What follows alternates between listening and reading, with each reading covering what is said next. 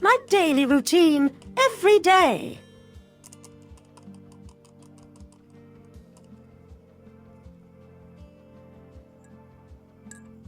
I can get 68 micronutrients in one sachet.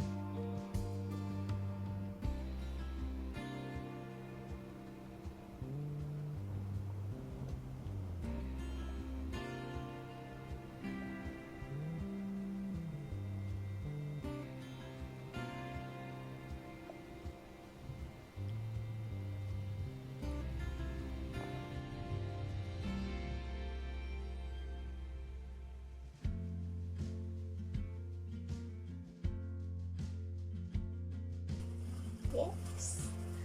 Amazing morning, guys. Ayan. Working time na naman ni Inday ngayon.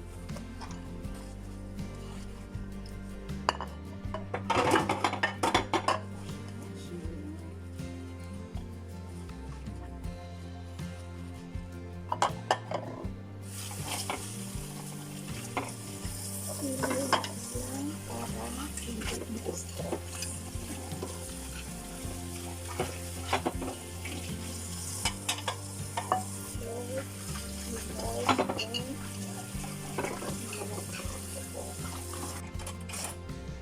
Sumabay pa yung nawalan ako ng load, guys. Ay, naku. Buti na lang dito kay amo meron akong libreng wifi. Pero paglabas ko, wala na akong data, guys. Oh my goodness. Wala na nga. Broken budget na nga. Naubusan pa ako ng load. Oh my goodness talaga. Amazing!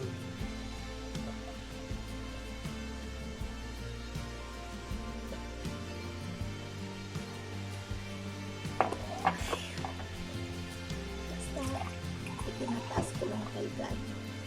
Malalampasan ko to. Hindi to forever. Ang buhay ay parang gulong. Iikot dito. Na maging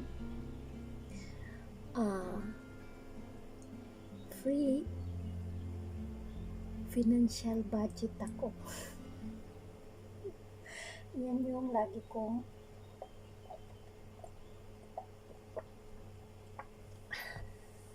itinataas kay God. Kaya sumali ako sa workshop na for budgeting, guys, para mababudget ko talaga yung aking sahod. Hindi lang at iwasan ng mangutang. Yan talaga, guys, ang number 1 na nakakabaon talaga. Kaya itigil ko na pag matapos na ako ng kautangan, itigil ko na para ibabudget ko yung aking sahod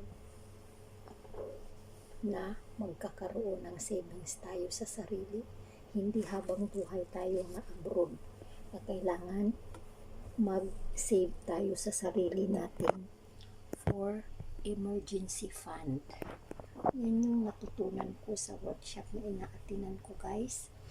Importante talaga ang mag-save tayo sa sarili natin for emergency fund na para sa family, para sa sarili natin, kasi hindi natin masasabi ang mga pangyayari araw-araw, kaya kailangan natin may paglaanan.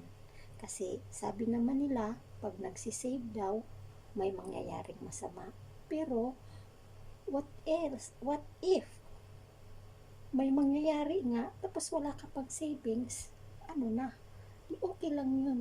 Okay lang yun na may mangyari, pero at least may ready ka, naka-ready ka. Ayun, yun yung mga natutunan ko. Kasi nga, yun yung mga pamahiin na ganun. Pag nagsisave daw, may nangyayari, pero at least meron kang hawak. At hindi ka mababaon sa utang. Yun ang number 1 nating iwasan na guys. Bilang OFW, lahat talaga baon sa utang. Kaya sana malagpasan na natin ito guys. Kaya ayun lang ang isi-share ko sa inyo guys. Huwag nating pabayaan na mabaon tayo sa utang at huwag nating pabayaan na magstay tayo sa ganitong sitwasyon. Hindi to permanent guys. Iikot din ang mundo na maging nasa taas tayo. Ngayon, nasa baba. Ngayon, darating ang araw nasa taas tayo. Kaya, pray lang tayo guys. That is the key for success.